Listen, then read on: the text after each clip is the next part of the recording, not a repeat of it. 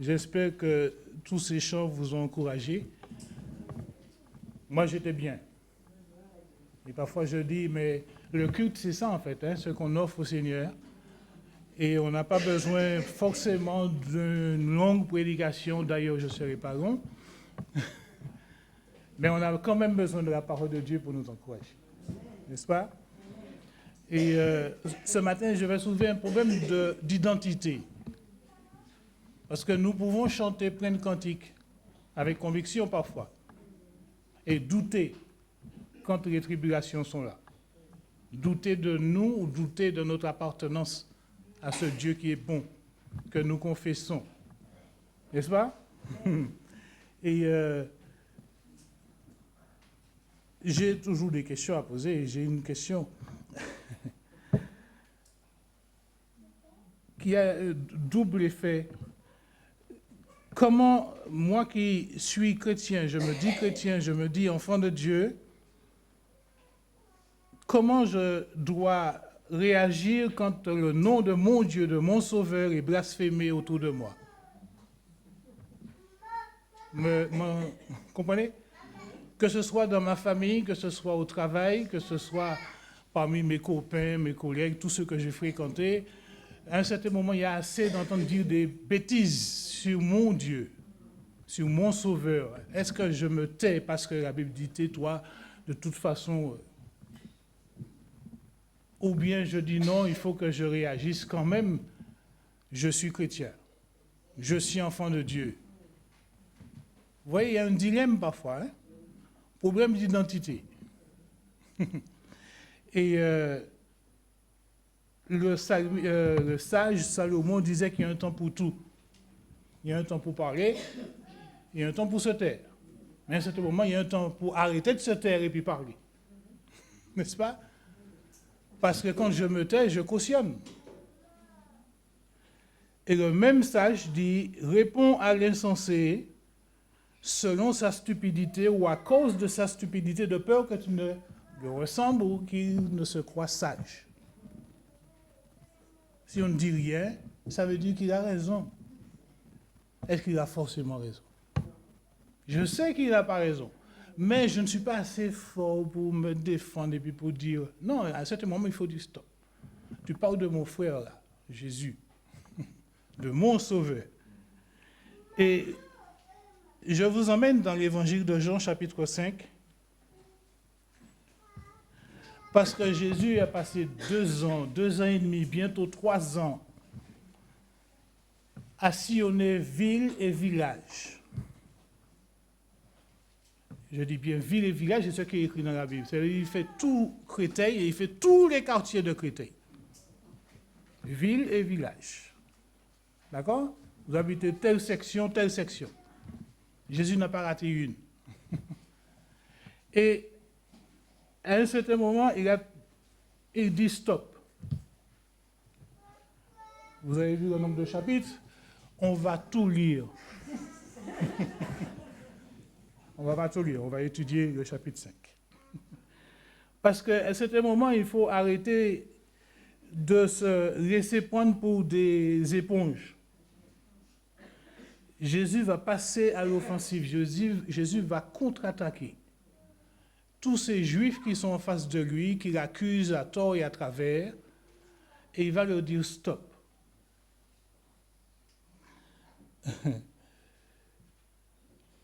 J'aurais préféré dire Jésus se défend, mais il ne fait pas que se défendre. Et vous savez, des fois, quand on nous attaque comme ça, je dis toujours attention. Il y a le fond et il y a la forme. Dans le fond, j'ai raison. Mais dans la forme, je peux utiliser tellement de propos, tellement de paroles qui vont blesser qu'après, je vais regretter. Je n'aurais pas dû faire du rentre-dedans. Toujours attention, et je parle à vous comme à moi. Dans le fond, j'ai raison, mais dans la forme, je n'ai pas toujours raison. Jésus n'est pas en colère, Jésus dit simplement la vérité. Il va démonter pièce par pièce les accusations des Juifs. Il n'est Et il est interpellé au chapitre 5. Vous connaissez l'histoire, je ne vais pas vous faire lire ce passage, chapitre 5 du verset 1. Ah, je suis dans Actes des Apôtres, pardon. Évangile de Jean, chapitre 5, à partir du verset 1 jusqu'au verset 16, il est question de cette piscine avec plein d'handicapés, plein d'infirmes. Et il y a un ange qui vient à un certain moment bouger l'eau. Et le premier est descendu et guéri. Il y a un homme là, depuis 38 ans, Jésus vient, il dit, qu'est-ce que tu fais là? Il dit, oui, il n'y a personne pour me pousser dans l'eau. Et Jésus dit, eh bien, vas-y, prends ton lit, lève-toi, marche. Mais, c'était un jour de sabbat. Mais ça va. Jésus enfreint la loi, mais il est Dieu. Et ce n'est pas pour ce miracle qu'il est accusé, mais il est accusé parce qu'il a fait cela un jour de sabbat. Parce qu'ils en ont vu d'autres, des miracles. Mais c'est précisément parce que c'est un jour de sabbat. Et versets 15 et 16, cet homme s'en alla et dit aux Juifs que c'était Jésus qui lui avait donné la santé, rendu la santé. C'est pourquoi les Juifs poursuivaient Jésus parce qu'il faisait cela pendant le sabbat. Poursuivre, harceler, enquiquiner quelqu'un, à un certain moment, il pète les plombs. Non? Il y a la goutte d'eau qui fait déborder le vase, il dépose tout et puis il dit, Seigneur, excuse-moi. Et puis il passe à l'action. Non? C'est pas ce que vous faites quand quelqu'un vous bouscule. À un certain moment, vous changez de veste. Allô? Ça ne vous arrive pas, hein? On ne vous persécute pas au travail, ni dans votre environnement. Vous êtes des bien-aimés. Mais même vos enfants vous cassent les pieds. Et à un certain moment, kotok, derrière la tête. C'est ce que ma belle-mère me proposait tout le temps. Coco. Zikinok. Vous connaissez ça? Mais nous devons apprendre à temporiser. Jésus, pour les Juifs, c'est de la provocation. Jésus les provoque. Et Jésus est fatigué de leur dire qui il est. C'est pourquoi je parle de problème d'identité. Si tu ne sais pas qui tu es, tu vas te laisser marcher sur les pieds. Et ce n'est pas parce que tu es chrétien qu'on va te marcher sur les pieds. Allô?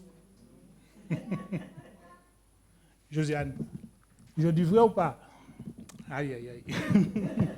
Josiane avant, mais pas Josiane à présent. D'accord. Un tout petit peu.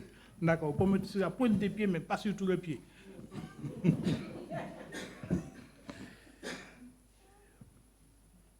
Jésus, qui sait que le moment de s'en aller, le moment de remonter vers son Père est proche, parce qu'on est en février, bientôt Pâques arrive. Il est sur la route de Golgotha. Et dans très peu de temps, il va être crucifié, arrêté, crucifié. Qu'est-ce qu'il a à perdre? Rien. Et donc, il va passer à l'offensive. Il va démonter les accusations des Juifs. À partir de ce texte-là, plusieurs étapes, chapitre 5, vont nous emmener direct de ville en village jusqu'à Golgotha. Et Jésus va continuer, y compris le sabbat, à faire des miracles, sans tenir compte des accusations. Vous avez reçu un message, nous avons reçu un message, quelle que soit l'offensive en face, prêchons.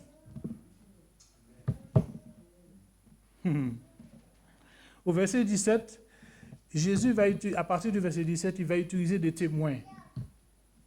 Quand nous allons, ou nous sommes allés à la mairie pour certains, nous avons eu 2 témoins. Et dans ce seul chapitre, Jésus va utiliser 5 témoins. Est-ce qu'il avait besoin de ça?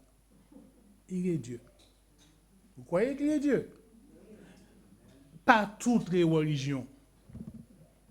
Et c'est là que les Juifs en face seront opposés à quelqu'un qui est coriace. Et le premier témoin que Jésus va utiliser, je dis le premier qui va présenter, c'est son Père. Et là, il dit, ça n'ira pas. Les Juifs vont lui dire, mais c'est de la provocation, mon fils, ou mon garçon. Parce qu'il représente comme un témoin mon père. Il l'appelle père, verset 18, et les Juifs se mettent en colère. Cet homme-là, il mérite la mort. Non seulement il appelle Dieu père, mais il se fait l'égal de Dieu. Pour beaucoup, Jésus n'est pas Dieu parce qu'il est le Fils de Dieu. Humainement parlant, oui, si nous regardons ça. Ainsi, Jessie, ce n'est pas Gilbert. Mais spirituellement parlant, Jésus dit qu'il est Dieu. Et au verset 18, il dit celui qui m'a vu. Enfin, il ne dit pas ça comme ça. Mais il le dit par la suite. Mais mathématiquement parlant, ce n'est pas possible. La moitié de 1, c'est combien? Allô? La moitié de 1? Eh bien, c'est 1. Jésus dit, celui qui m'a vu, a vu le Père.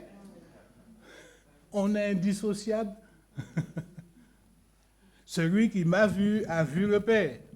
Et mon Père m'aime. Mon Père travaille, moi aussi. Mon Père m'initie à tout. Et tout ce qu'il me montre, je le fais. Il donne la vie, moi aussi.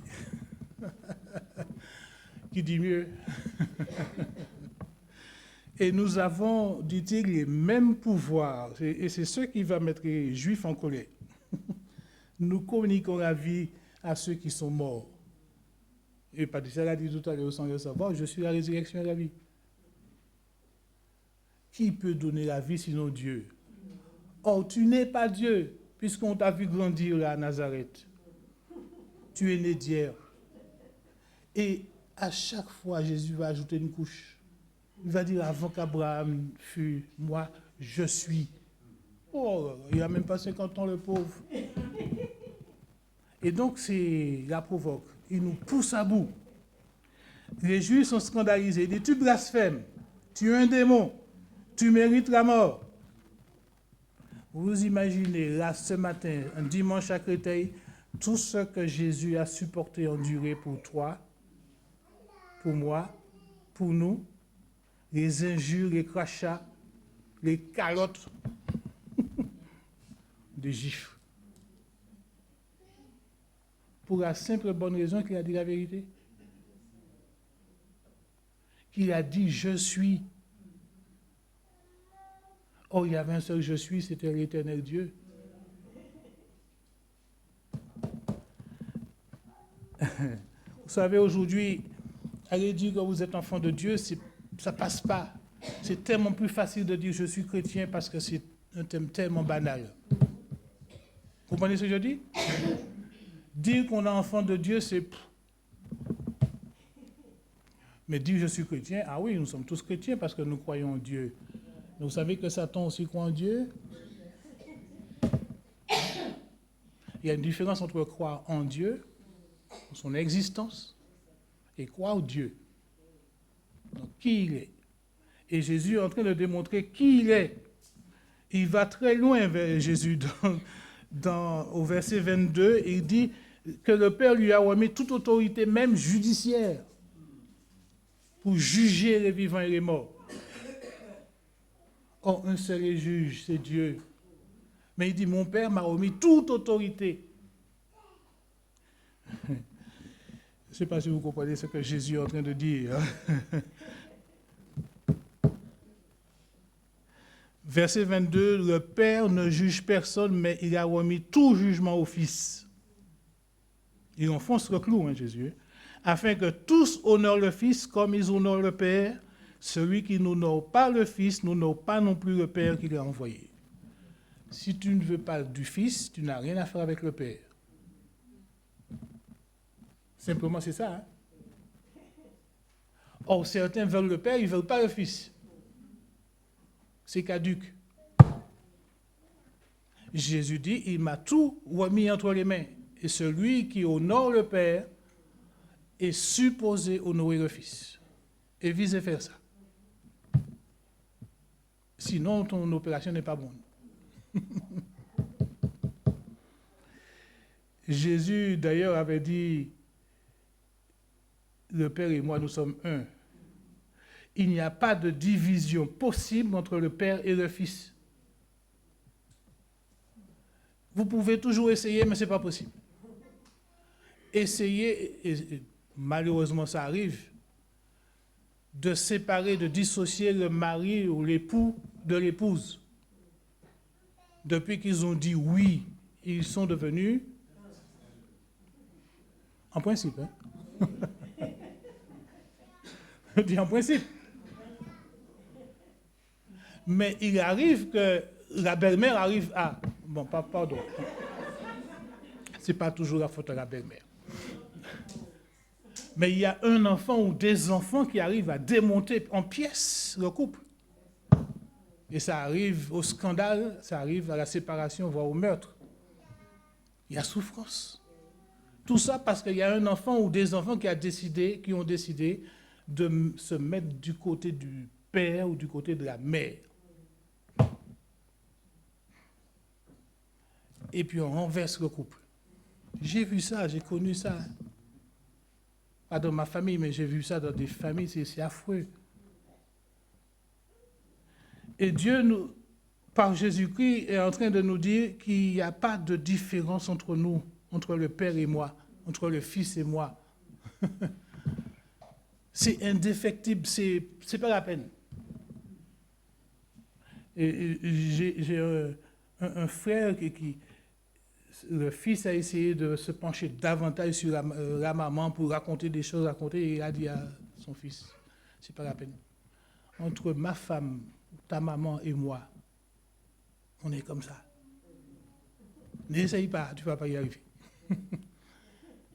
Et si la maman n'avait pas donné raison à son mari, à son époux, parce qu'elle a connu son époux avant de connaître son enfant, ça aurait été comment? Et c'est souvent ce que l'ennemi essaie de faire, de renverser les piliers de la société pour démonter l'Église. Jésus dit clairement ici, au verset 23, « Celui qui m'a envoyé, il m'honore et vous devez l'honorer. » La première mission de Jésus, ici-bas, c'est quoi? Ce n'était pas seulement de mourir à la croix pour nous, hein? C'était avant tout d'honorer son Père. Allô? Il est venu faire la volonté de son Père, avant toute chose. Et ensuite, il meurt sur la croix pour nous. Vous me suivez? Donc, si je n'honore pas le Fils, c'est que le Fils n'a pas honoré le Père. Mais le Fils est venu d'abord honorer le Père. Et je fais ce que je veux avec. Mais il est venu honorer le Père. Et il dit, celui qui m'honore, honore aussi mon Père. Et donc, les deux s'accordent. Si tu ne veux pas le Fils, tu n'as rien à faire avec le Père. Parce que nous sommes cachés en Christ, et Christ est caché en Dieu. Et Christ en nous, dit Paul, c'est l'espérance de la gloire. La gloire qu'il avait auprès du Père. Si tu n'as pas le Christ en toi, tu n'as pas l'espérance de la gloire. L'évangile est tellement simple, hein, j'ai envie de dire. Quand on prend par le bon bout et puis on suit comme ça, n'est-ce pas? Mais nous avons un problème d'identité. Il y a un temps pour parler, je reviens à ce que je disais, et un temps pour se taire. Et Jésus semble leur dire en face, si je me tais, je vous donne raison. Et je ne peux pas. Donc il attaque et il va utiliser ce premier témoin et dit, je suis qui je suis. Le bien-aimé du Père, le chemin, la vérité, la vie, la résurrection, tout ce que vous voulez.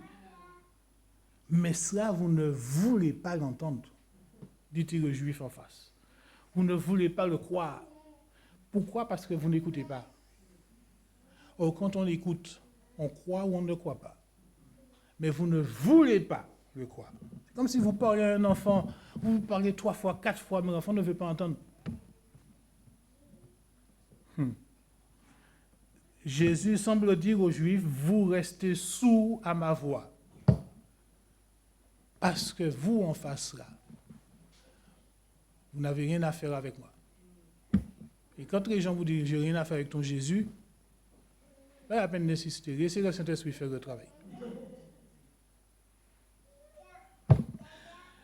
Les Juifs décident, de toute façon, ils ont décidé de faire mourir Jésus, donc ils ne vont pas l'écouter. Mais Jésus a plus que son Père avec lui. Il prend un deuxième témoin, versets 32 à 35. Il dit, vous avez envoyé une commission d'enquête auprès de qui? Jean-Baptiste. Jean-Baptiste est venu, il a parlé de moi, n'est-ce pas? Il a dit la vérité en ce qui me concernait. Vous avez marché sous sa lumière pendant un temps. Et qu'est-ce que vous en avez fait? Vous l'avez tué.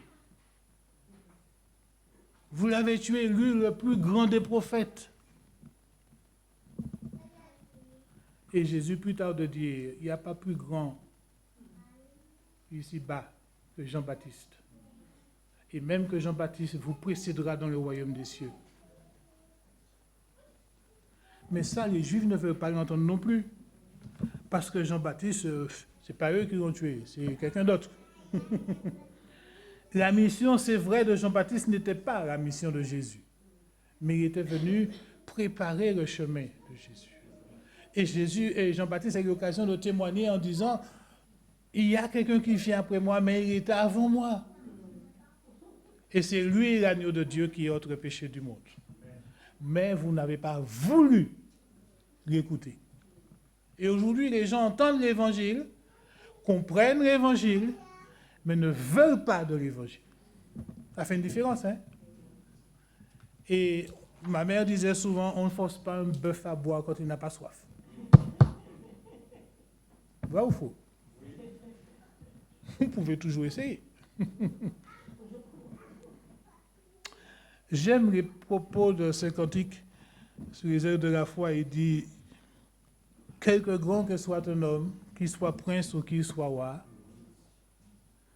Jésus est le plus grand. Quel beau nom. Verset 36, Jésus joue une autre carte. Il prend un autre témoin, plus grand même que Jean-Baptiste. Vous l'avez vu? Il parle de ses œuvres. Et qu'est-ce que Jésus n'a pas fait? Qu'est-ce que les gens en face n'ont pas vu? Tant et si bien que Jean, qui écrit ce livre, dit au chapitre 21 que Jésus a fait tellement de choses que s'il fallait relater tout dans un livre, il n'y aurait pas eu assez de temps pour le lire.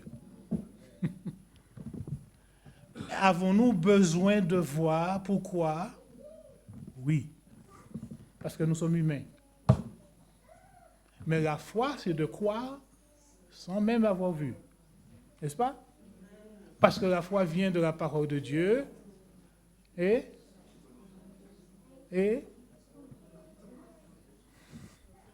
la foi vient de la parole de Dieu et ce qu'on entend vient de la parole de Dieu et nous croyons, n'y croyons pas. Et les Juifs ont choisi de ne pas croire parce qu'ils ont la loi et les prophètes. Pas besoin de Jésus. Aujourd'hui, nous avons quoi? Nous avons Dieu le Père, nous avons la parole, nous avons tout ce que la parole nous instruit. Or, toute l'écriture, dit 2 Timothée 3,16, toute écriture est inspirée de Dieu pour nous enseigner, corriger, instruire, convaincre dans toute la vérité et la justice de Dieu. Mais les Juifs n'ont pas besoin d'être instruits. Ils savent déjà. Et c'est là le problème avec Jésus, parce que Jésus dit, vous avez appris ceci, mais moi je vous dis cela. Ce n'est pas qu'il change les données de la loi, parce que ça ne faisait pas partie de la loi, c'était des codes que les Juifs avaient mis à côté. Mais il vient un moment où il faut arrêter.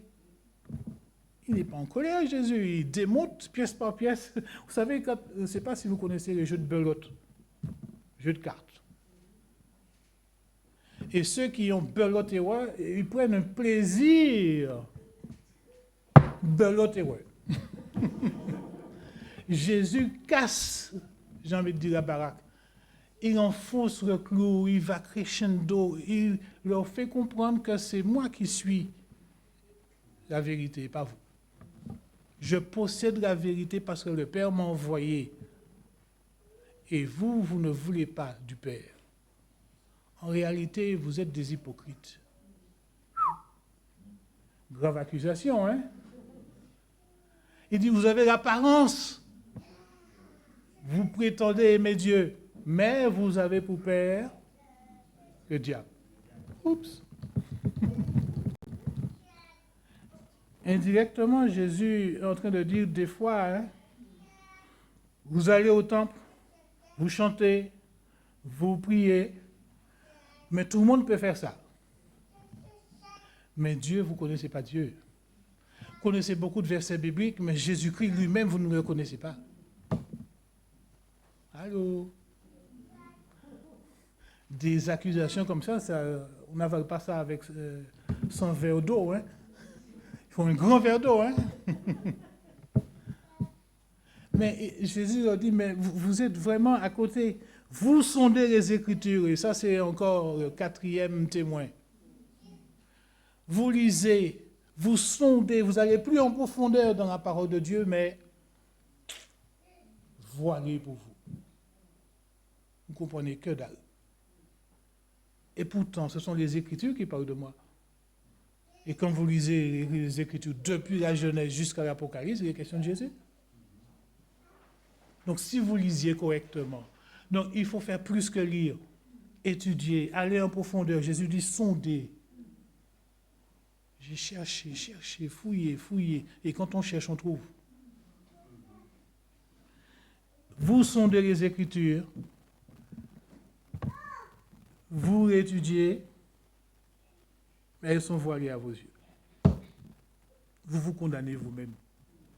Et Jésus dit, le juge en dernier là, c'est la parole. C'est elle qui sera notre juge. Résultat des courses, vous êtes à côté de la plaque. Verset 41, Jésus remet une couche. Si, à partir du verset 41, vous ne me recevez pas, dit-il, je suis venu au nom du Père et vous ne me recevez pas. Verset 43. Si un autre vient en son propre nom, vous le recevez. Vous recevez la gloire des hommes. Moi, je ne cherche pas la gloire des hommes. Ne pensez pas que moi, je vous accuserai devant le Père. Celui qui vous accuse, 5e témoin, c'est Moïse. Que vous avez la loi et les prophètes. Vous ne reconnaissez pas Jésus, vous ne connaissez que Moïse. Et c'est Moïse qui a parlé de moi. Vous voyez combien vous êtes? Et Jésus dit, vous êtes des macaques. Vous êtes des hypocrites. Et un hypocrite, c'est celui qui porte un masque et qui joue une comédie. Arrêtez de jouer la comédie. Arrêtez de passer pour être des chrétiens alors que vous ne l'êtes pas. Et si on vous accusait comme ça en disant vous êtes des hypocrites, vous avez l'apparence de, vous avez... Je ne serais pas d'accord. Et si nous avions été à côté de Jésus à l'époque, comme le furent les disciples qui étaient là, et peut-être même les membres de sa propre famille, on aurait dit, tonton, doucement, ne parle pas comme ça, ils vont te tuer. Mais Jésus, qu'est-ce qu'il appelle? Ils vont de toute façon le tuer. Jésus balaye tout ça de revers de main et il fait comprendre en réalité jusqu'où vous aimez Dieu. Parce qu'on dit aimer Dieu, pas plus tard qu'hier quelqu'un m'a dit ça. Il dit oui, on peut dire qu'on aime Dieu, mais je ne peux pas aimer Dieu et haïr mon voisin. Le prochain proche là. Et est-ce que je suis prêt à être disciple de ce Dieu-là que je prétends aimer? Oh, nous sommes appelés à être témoins, n'est-ce pas? vous serez mes témoins. Si Jésus doit avoir un sixième témoin à lancer au visage des accusateurs, c'est nous. Vous serez mes témoins jusqu'aux extrémités de la terre. Et je suis venu pour ça. Faire des disciples. Ce sont des questions qui méritent réflexion. Pourquoi j'aime Jésus? Jusqu'où je l'aime? Et jusqu'où je suis prêt à parler de lui autour de moi et à résister contre les assauts du mal.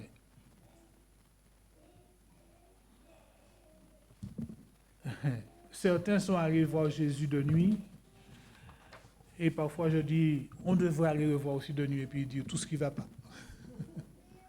Oui. Seigneur, il me manque de l'assurance, il me manque de la sécurité, il me manque ceci, il me manque cela. Je ne suis pas sûr que. Et Dieu qui est là dans le secret, il répond. Mais faire semblant d'aimer Dieu. Vous savez, ce n'est pas nouveau, hein? Ça ne date pas de 2025. Hein? Du temps d'Ésaïe, de Jérémie, ce peuple m'honore des lèvres, mais le cœur est éloigné de moi. Aujourd'hui, ça arrive. On peut avoir des églises citrouilles, énormes, plein de gens dedans. Et c'est creux. Parce que le cœur, parfois, il peut être éloigné de Dieu. Ce ne sont pas ceux qui disent Seigneur, Seigneur, qui entreront dans le royaume de Dieu forcément. J'ajoute forcément parce que forcément se trouve là. L'apôtre Paul nous avertit également, vous aurez l'apparence de la piété. Mais nous devons faire attention. Ce qui est apparent n'est pas forcément vrai, n'est pas forcément réel. Et j'aime à dire, toutes les oranges jaunes ne sont pas forcément sucrées. Vous connaissez ça? Aux Antilles, en Afrique, il y a des oranges jaunes, mais toutes ne sont pas sucrées. Et nous devons faire attention à cela. Les Juifs ne veulent ni être enseignés, ni être instruits, et ils ont Moïse et la loi. Et Jésus dit, mais tiens, parlons de Moïse. C'est lui qui sera votre accusateur. Parce qu'il a écrit à mon sujet la suite du chapitre, à partir du verset 45. Nous devons faire attention parce que je tire de leçons ici. Apprendre à écouter. Aujourd'hui, nous sommes sur les réseaux, nous sommes sur YouTube, nous écoutons plein de choses. Nous devons apprendre à discerner. Vous savez, le discernement fait partie des dons de Dieu que Dieu accorde aux chrétiens, à ses enfants. Tous, nous n'avons pas le discernement. Mais nous devons faire un tri. Tout ce qui est biblique ou tout ce qui est évangélique n'est pas forcément biblique. Mais je peux dire l'inverse aussi. Parce que beaucoup sont en train de réécrire la Bible. Et nous devons faire attention. Certaines sectes ont écrit au commencement était la parole était avec Dieu et la parole était un Dieu. Ce n'est pas ce que le texte original dit. Mais c'est un mouvement qui a foisonné partout à travers le monde. Donc tout ce qui est écrit, même par un pasteur, docteur en théologie, vendu en librairie, n'est pas forcément biblique. Et nous devons faire attention. Autre leçon, il y a une différence entre être chrétien, enfant de Dieu, et puis se dire chrétien, c'est-à-dire jouer au chrétien. Vous vous souvenez de la défense de Paul devant Agrippa? Et Paul pointe à témoin Agrippa, il dit, tu sais ces choses-là, ouais, Agrippa, il dit, tu vas bientôt me persuader d'être chrétien ou de jouer au chrétien. Venir au temple dimanche matin, repartir, ce n'est pas la messe. Hein. On vient rendre un culte au Seigneur. Et rendre un culte, c'est ce qui sort d'ici, là, d'un cœur transformé, régénéré, reconnaissant. Et je n'ai pas le droit de me taire. En dernier lieu, lisons avec moi Actes chapitre 5, verset 29. Plus que des sympathisants, Dieu nous invite à être des témoins. Actes chapitre 5. Et si je devais dire que Jésus a d'autres témoins qui ne sont pas encore dans la bergerie, pouvaient les prendre et les balancer au nez et à la barbe de ses accusateurs. Parce que nous avons un adversaire et nous ne savons pas d'où il vient, ni comment il fonctionne. Mais il fonctionne. Et ce qu'il veut, c'est démonter l'Église. Il ne vient pas pour s'amuser, il vient tuer, détruire tout ce qui existe et qui porte le nom de chrétien. Actes chapitre 5, versets 29 à 32. Pierre répondit, ainsi que les apôtres, il faut obéir à Dieu plutôt qu'aux hommes. Le Dieu de nos pères a ressuscité Jésus que vous avez tué en le pendant au bois. Dieu l'a élevé par sa droite comme prince et sauveur pour donner à Israël la repentance et le pardon des péchés. Nous sommes témoins. Les apôtres comme nous aujourd'hui. Parce que c'est le même message que nous avons à véhiculer. Nous sommes témoins de ces choses, de même que le Saint-Esprit que Dieu a donné à ceux qui lui obéissent. Le Saint-Esprit est où? Il est en nous. Il est autour de nous. Il intercède pour nous quand nous ne savons plus quoi dire. Et c'est lui qui convainc de péché, de justice et de jugement. Nous sommes donc témoins. Nous sommes faibles par endroits, mais nous sommes forts en Christ. Vainqueurs, mais plus que vainqueurs. Parce que celui qui vit en nous, il est fort. Il est puissant. Il a déjà tout réduit à néant. Et il revient. Amen. Et même si les gens ne croient pas que Jésus reviendra et qu'il revient bientôt, viendra le moment où toute bouche sera fermée et tout genou fléchira. Amen. Que Dieu nous aide à avoir de l'assurance dès à présent, parce que nous sommes une nouvelle identité en Christ. Nous avons cette nouvelle identité-là et nous n'avons pas à douter. Quand bien même notre barque prend de l'eau, restons vigilants. Amen. Que Dieu nous fortifie.